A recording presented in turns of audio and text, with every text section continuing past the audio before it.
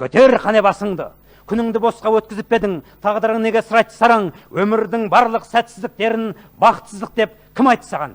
Кім айтты саған, тұлпарды сүрінбейді деп, асауды мінілмейді деп, ақ көйлек кірлемейді деп, қарешкі мүжіген ағаш қайтадан гүлдемейді деп?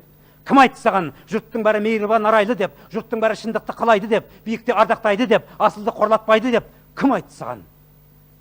Тоқырау білмес айбыны, адалдық деген әлемнің ұлы байлығы. Бетіне жиған ұятты, әйтсе де ол кейде кінәмшіл бала сияқты. Тірлікте осы баланы өкпелететіндер бар да, жұбататындар бар. Жек көретіндер бар да, ұнататындар бар. Арын сатып қорлайтындар бар да, жанын сап қорғайтындар бар. Қиналып бекер алаңдадың-ау, ойыңды шығар өріске, өзің ағайтшы ғаламда мынау, жеңудің бәрі жеңіс пе? Жігітке арман жеткізіп беді, өз сорын өзі жеңбесе. Өмірдің барлық сәтсіздіктері бақытсыздық емес, ендеше.